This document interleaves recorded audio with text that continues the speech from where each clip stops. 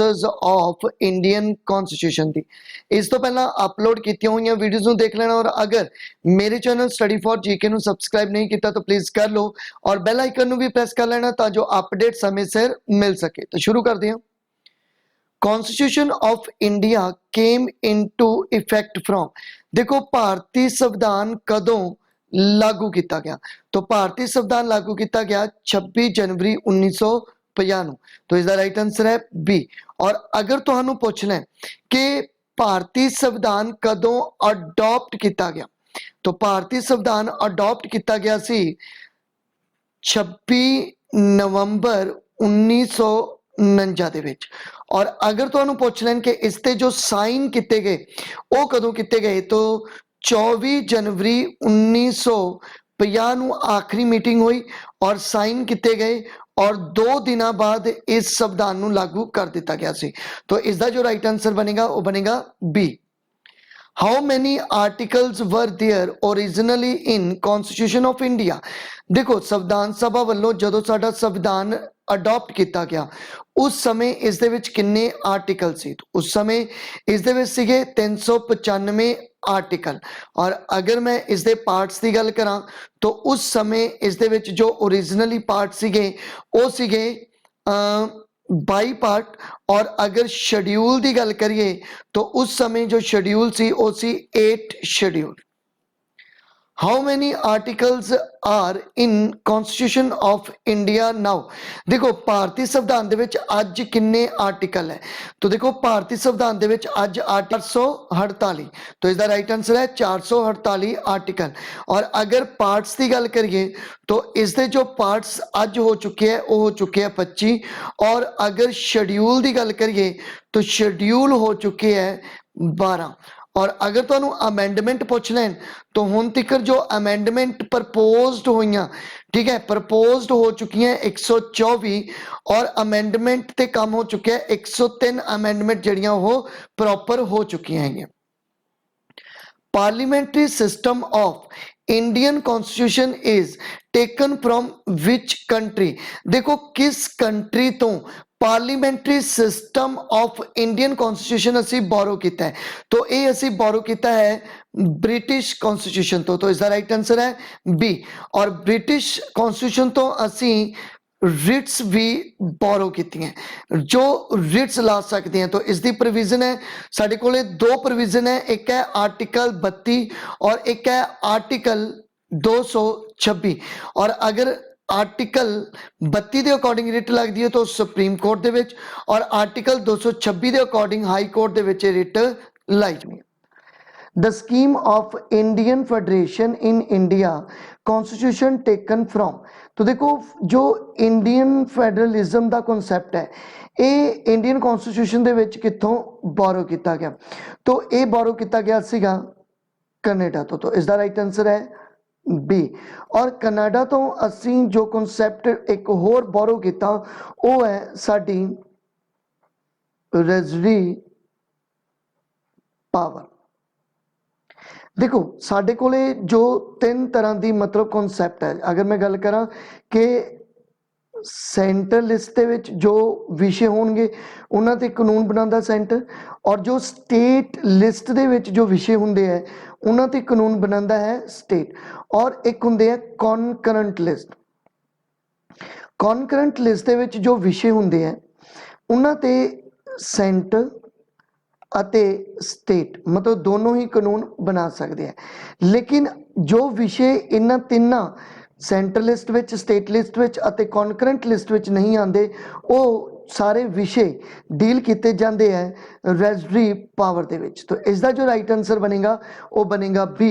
Indian federalism लिता गया Canada तो और रेजरी पावर जी है वो भी लिती गई कनेडा तो इसका राइट आंसर है बी।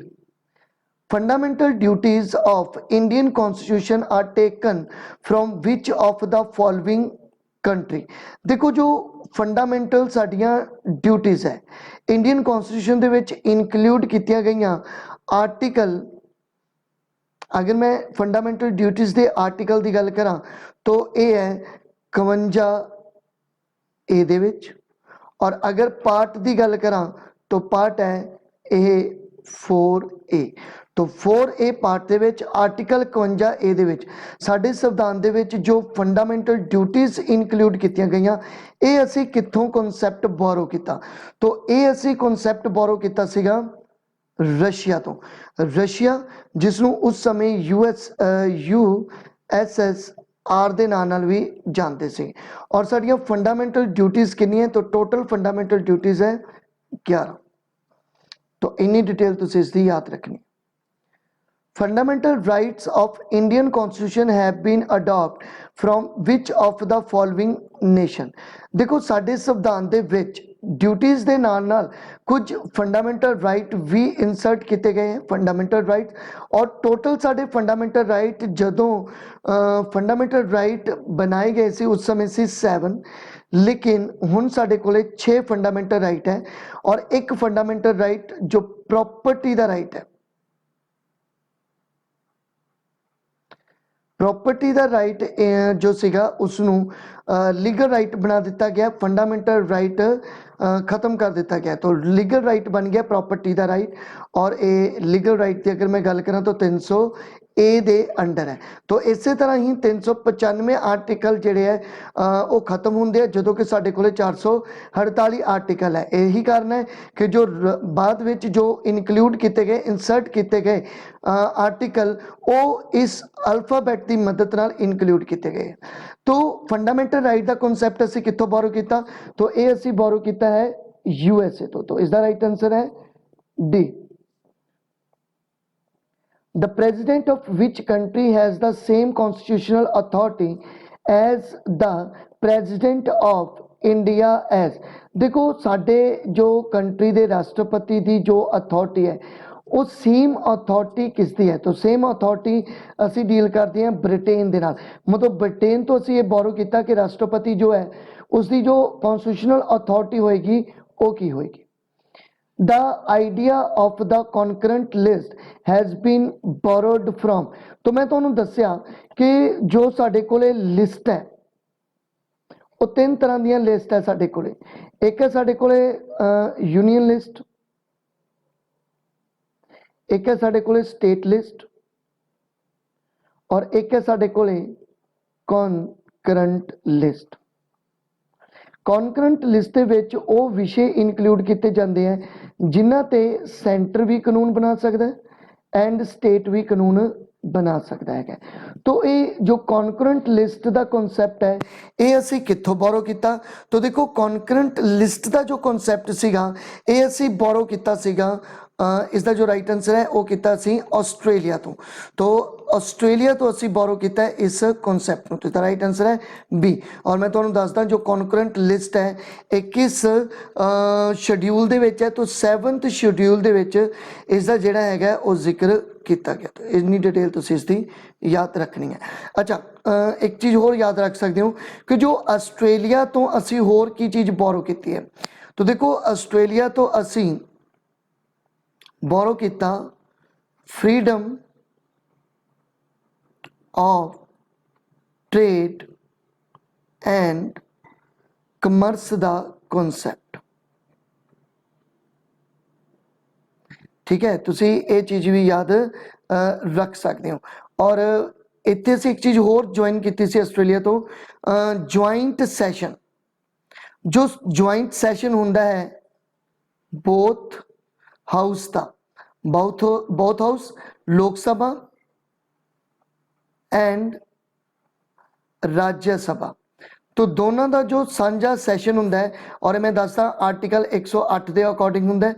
और ये जो साझा सैशन हुंदा है ये भी असी ऑस्ट्रेलिया तो ही कॉन्सैप्ट जिहड़ा सी ओह बोरो कीता सीगा। तो अगे चलते हैं। In India single citizenship has been adopt from. देखो साडे इंडिया दे विच सिंगल सिटीजनशिप है। सिंगल सिटीजनशिप का मतलब कि अगर असी इंडिया के नागरिक हैं, ठीक है, इंडियन सिटीजनशिप है, तो सानू ऑटोमैटिकली साडे स्टेट की सिटीजनशिप सानू मिल चुकी है। मतलब असी पंजाब के भी नागरिक हैं, ठीक है, चंडीगढ़ के भी नागरिक हैं, ठीक है। उस तो बाद यूपी के भी नागरिक हैं। तो मतलब इंडियन सिटीजनशिप के नाल नाल सानू स्टेट की सिटीजनशिप ऑटोमैटिकली मिल जाती है। तो साडे कोले सिंगल सिटीजनशिप है। और ये कॉन्सैप्ट असी कितों बोरो किया, तो सिंगल सिटीजनशिप का कॉन्सैप्ट असी जो बोरो किया सीगा, ये किया सीगा ब्रिटिश कॉन्स्टिट्यूशन तो इसका राइट आंसर है बी। और ब्रिटिश कॉन्स्टिट्यूशन तो असी होर की बोरो किया, तो इत्थे असी जो बोरो किया सी वो किया सीगा जो रूल ऑफ ला का कॉन्सैप्ट भी असी इतों ही बोरो किया है।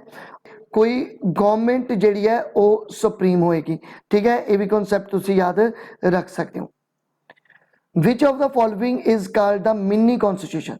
देखो मिनी कॉन्स्टिट्यूशन के नाम किनू जाना जाता है, तो सब तो ज़्यादा अमेंडमेंट की गई सीगियां 42nd कॉन्स्टिट्यूशनल अमेंडमेंट के अंडर। इस करके 42nd अमेंडमेंट नू ही असी ਜਿਹੜਾ ਸੀ ਉਹ ਮਿਨੀ ਕੌਨਸਟੀਟਿਊਸ਼ਨ ਬੋਲਦੇ हैं। और ये अमेंडमेंट हुई सी 1976 ਦੇ ਵਿੱਚ। और इत्थे तुसी याद रख सकते हो कि जो 44वीं अमेंडमेंट हुई ये हुई सी 1978 ਦੇ ਵਿੱਚ। और जो साडा प्रॉपर्टी राइट सीगा फंडामेंटल राइट, इनू चेंज किया गया सीगा इस दे अकॉर्डिंग ही। मतलब 44वीं अमेंडमेंट के द्वारा प्रॉपर्टी का राइट फंडामेंटल राइट ना लैके केड़ा राइट बन गया सीगा, लीगल राइट बन गया सीगा। और ये 300 ए आर्टिकल दे विच हुण इनकलूड किया गया। तो इन्नी डिटेल तुसीं इसदी याद रखनी है।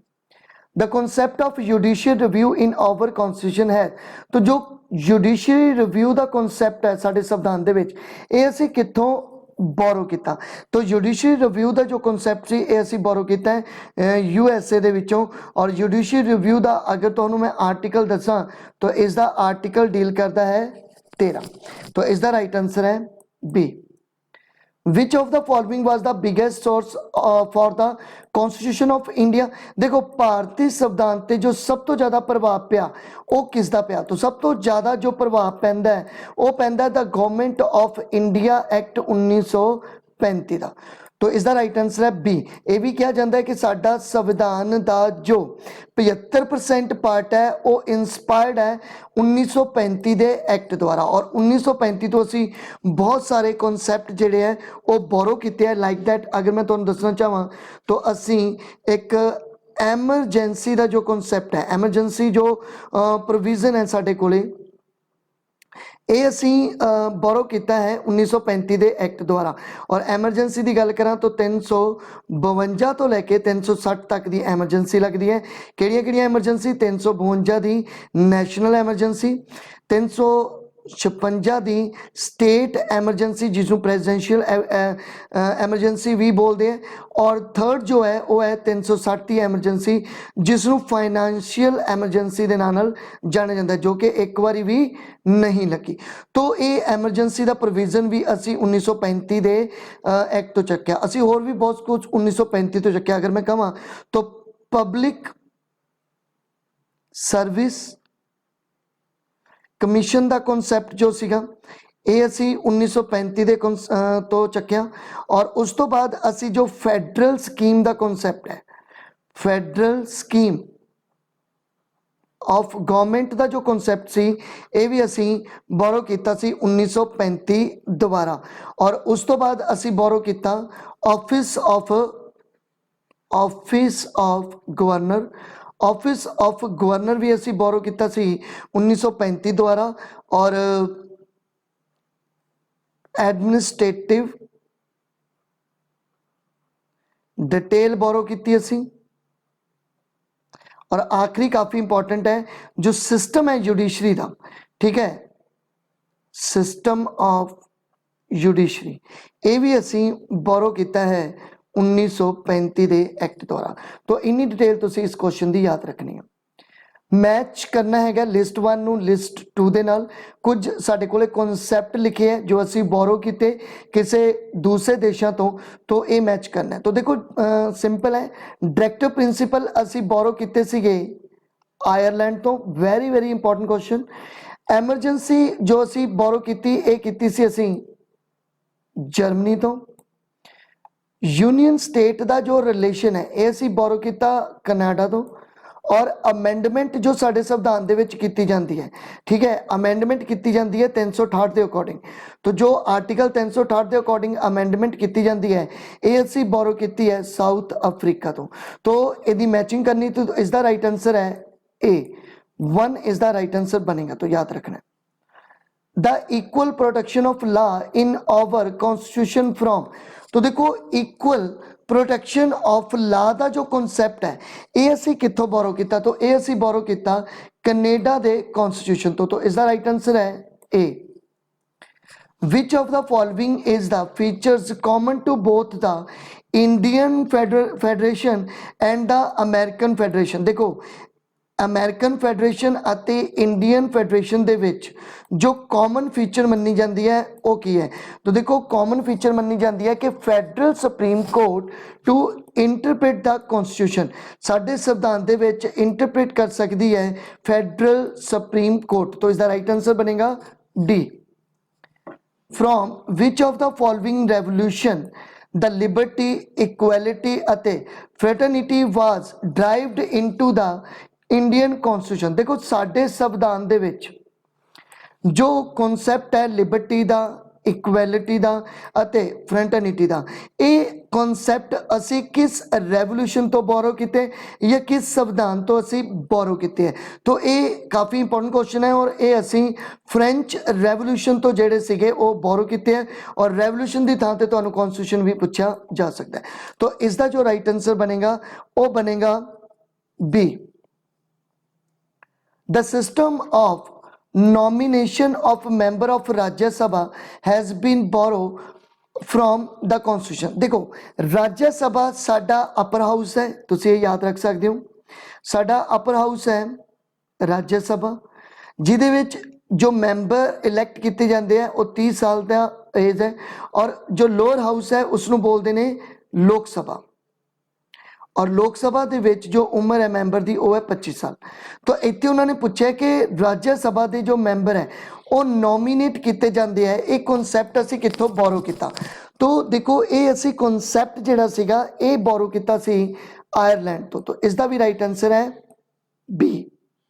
देखो इत्थे जो नॉमीनेट किए जाते हैं मैंबर, तो देखो लोक सभा के विच जो मैंबर नॉमीनेट किए जाते हैं प्रेजिडेंट वालों वो किए जाते हैं 2 और जो राज्य सभा के वालों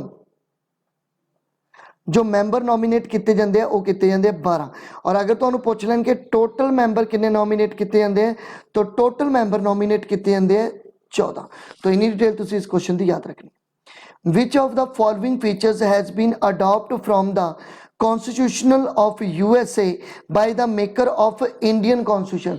देखो साडे संविधान करतावां ने जो USA तो कॉन्सैप्ट बोरो किते साडे संविधान दे लई वो किहड़े-किहड़े है?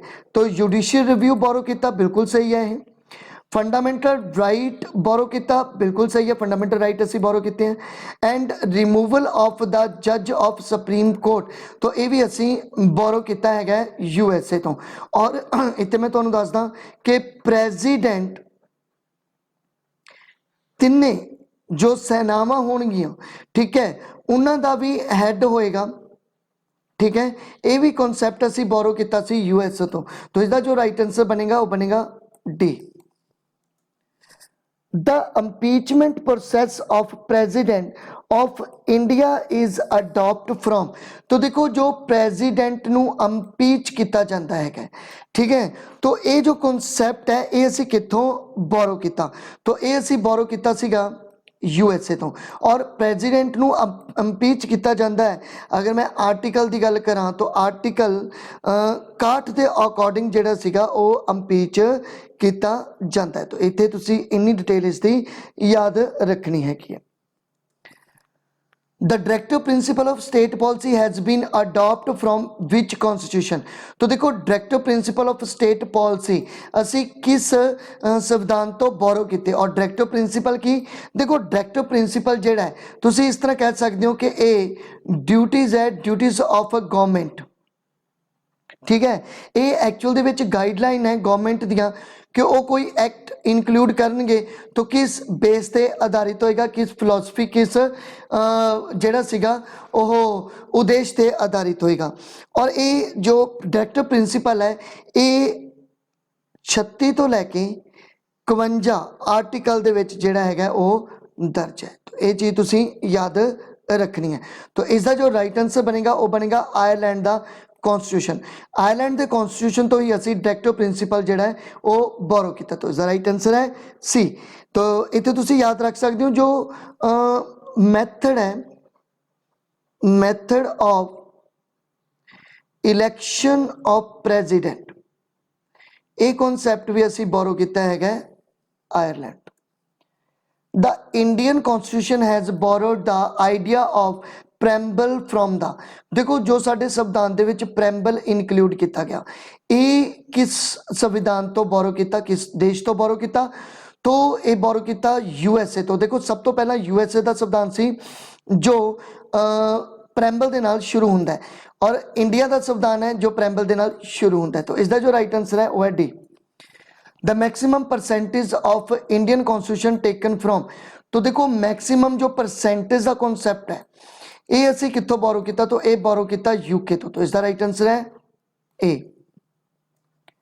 Amendment of the Indian constitution are taken from which of the following country, तो देखो जो अमेंडमेंट कीतियां जांदियां है इसका जो कॉन्सैप्ट है अमेंडमेंट की अगर मैं गल करा तो ये पार्ट 20 दे विच और आर्टिकल 368 के अकॉर्डिंग अमेंडमेंट की जाती है साडे संविधान दे विच। और ये जो कॉन्सैप्ट है अमेंडमेंट का ये असी कितों बोरो किया? तो ये असी बोरो किया सी साउथ अफ्रीका तो साउथ अफ्रीका तो असी बोरो किया। तो इसका जो राइट आंसर है वो है ए।